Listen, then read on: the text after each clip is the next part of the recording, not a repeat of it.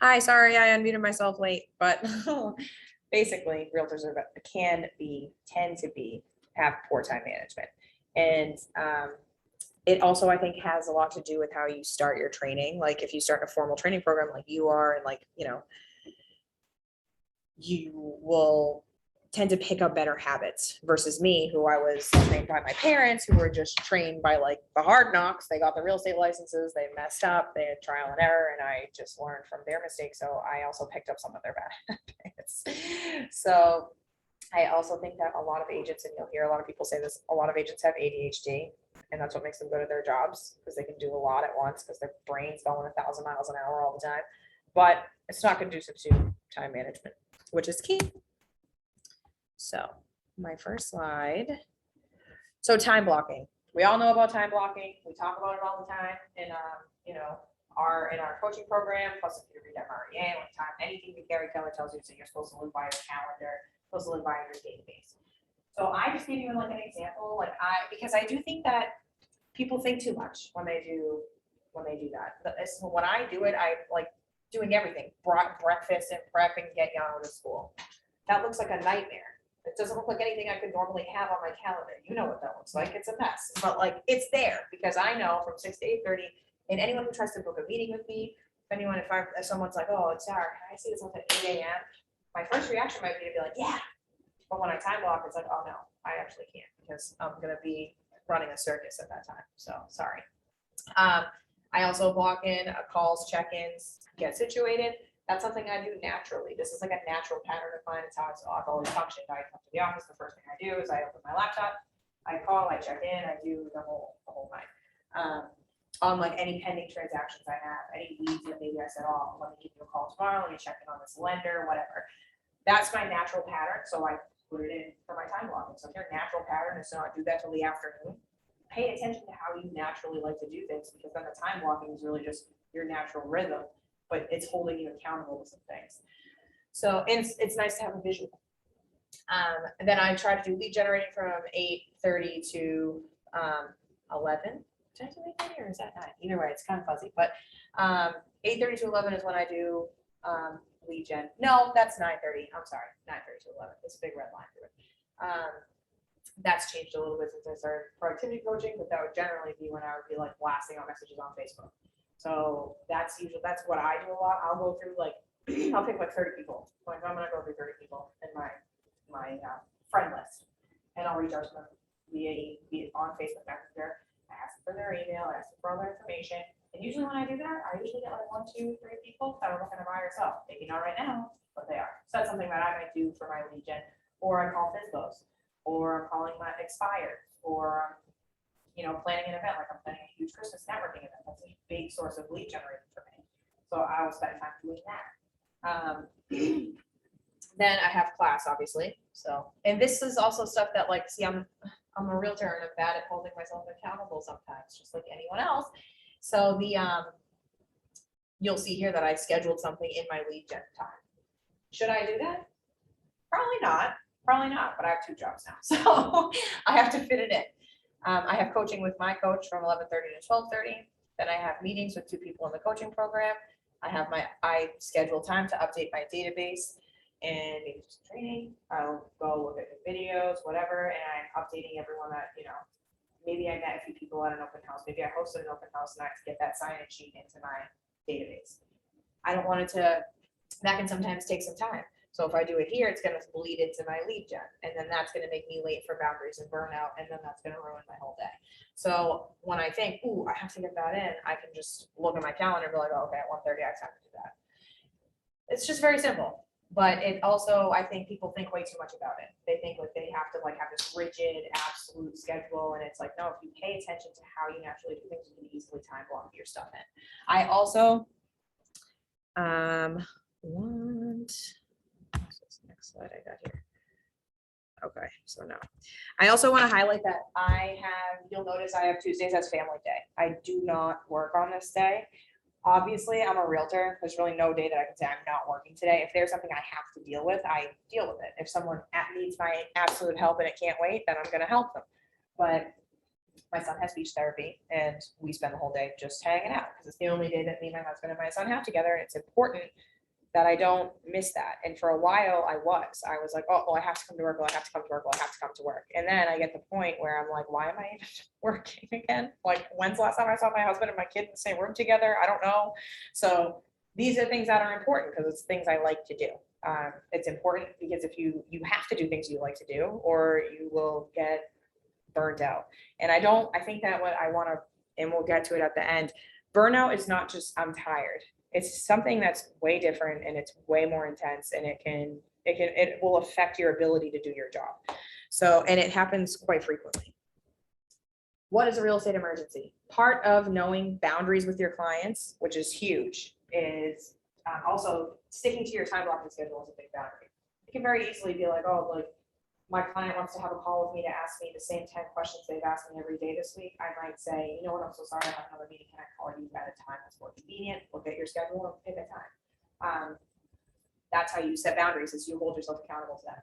If you like to sit and collect your thoughts for an hour a day and just listen to music and do nothing, schedule that into your time because it's what you need to do for yourself.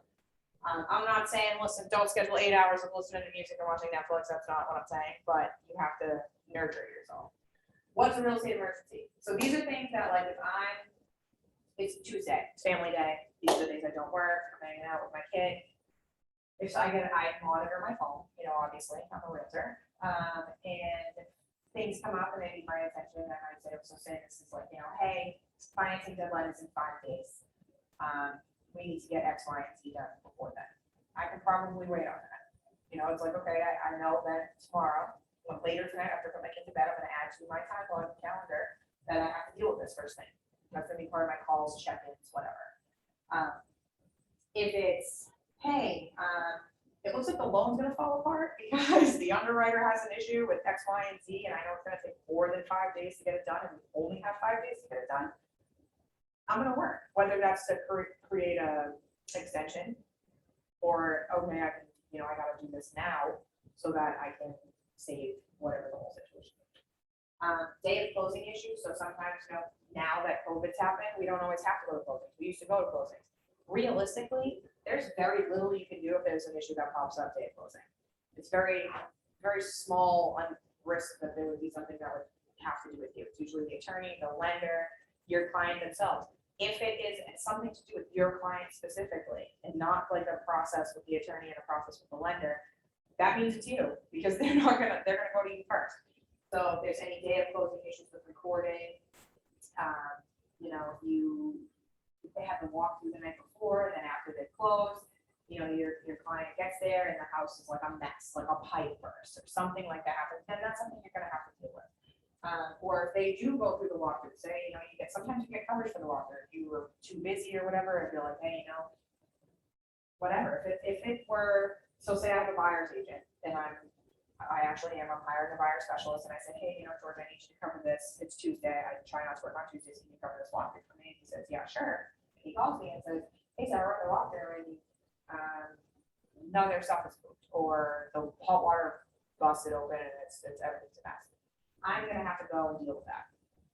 If he calls me and says, if my clients are stressed and they need a lot of reassurance, as hard as it is to say no, you sometimes want to say no, because you have to let them know, like, I'm not always available to you. Like, I have other things, I have other responsibilities, and I'm definitely going to be here for you, and I'm going to look out for your best interest. That does not mean having 24-hour access to me. You have my knowledge, you have my expertise, you have my guidance. That does not give you a ticket and to call me 8 times a day and picking up the phone. Dispute over deposits. Any dispute over a deposit is something that you're going to want to deal with, because if it's like, hey, you know what, I'm advising my client seek counsel and take your client's deposit. That's a reason to pick up your client's call, because that's a reason to be stressed. I've had that happen to me before. That happened on a Tuesday on a day I don't work. Looks like I'm working that day. These are things that are emergencies. They don't happen very often. This is not something that should be happening all the time. There's always hiccups. I think that people get really scared when they're in the real estate process. There are things that are going to pop up, and they are going to be resolved. That's part of why you hired a realtor, is that I resolve these issues that arise because I deal with them all the time. Does that mean that every issue that arises is an emergency? No. If my kid falls, hits his head and has a bump and is throwing up and, you know, his eyes look fine, then I think he's okay. If he hits the floor, starts puking and he's bleeding, then there's a problem. So it's just a difference of something might be a little bit of a hiccup and it's going to feel to your clients like it's an emergency. It's your job to de-escalate and say, listen, don't worry, this stuff happens. I'm going to deal with this first thing. There's nothing I can do about it right now, but don't worry, I'm actively working on it. I'll have an update for you tomorrow by 2 p.m., whatever that time is. And then you got to follow it up with your time block, because if you tell them, I'm going to have an update for you tomorrow at 2 p.m., and they don't hear from you tomorrow at 2 p.m., that's bad service. So that is, does anyone have any questions on that? Concerns? Been in those situations yet? Did you close any deals yet? You will, girl. You go and do it. You go and do it. A buyer lead, seller lead? Okay. How are they? Where are they looking? She wants to buy it by August. She's looking. She likes like Pelham. Oh, that's serious. She'll definitely be able to buy. It's new. It's like becoming more neutral. So burnout. You hear about this, like we're hearing about a lot in the healthcare fields. People are getting absolutely burnt out. They're psychologically to the point of like, I hate my job, I hate my life, I don't want to do this anymore. It's very easy when you're in real estate to get to that point. So the definition of burnout is a psychological term that refers to long-term exhaustion and diminished interest in work. Sounds simple, but I've been tired and I've been burnt out, and I can tell you there's a huge difference. You get to the point where you're just like, I just can't, you can't do your job anymore. And we are a profession that is absolutely necessary to perform at a high level at all times. These are huge transactions, huge dollar amounts, big deal with people. They only buy and sell real estate maybe 4 times in their whole life.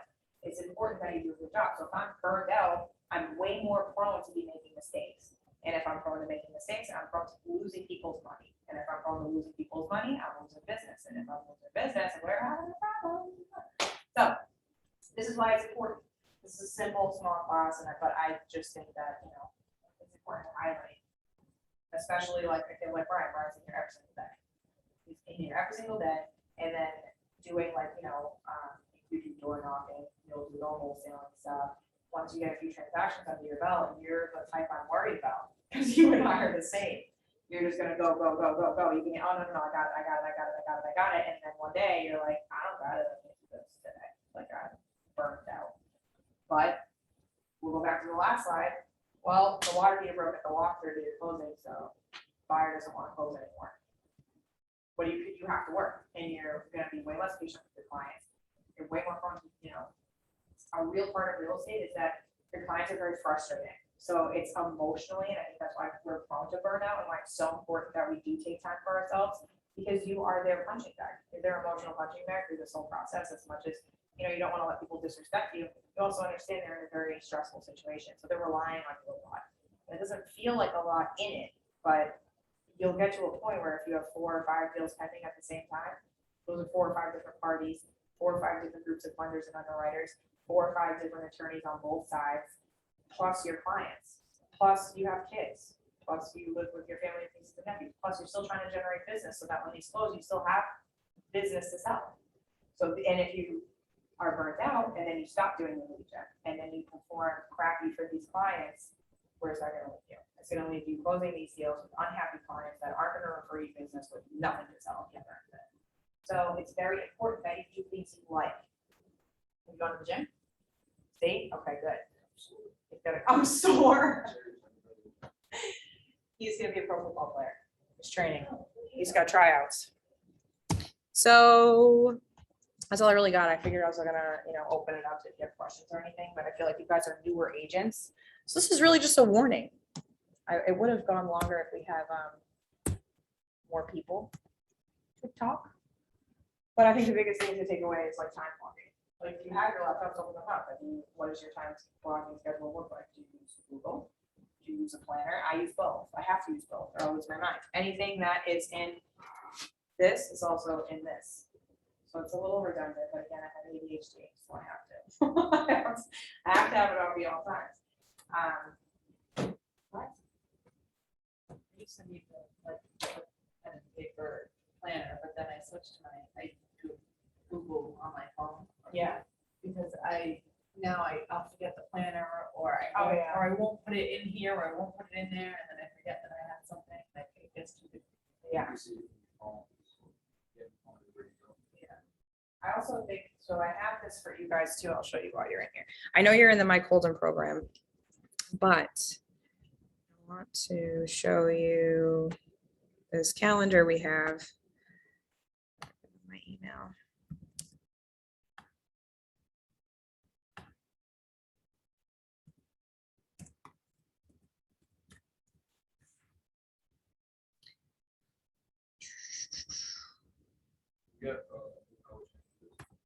No, we had group coaching. Oh, yeah, with Debbie, yes. Debbie? Sure, she should have. I'll find out. I'm assuming it would be in here. I told her to reserve visitor conference room.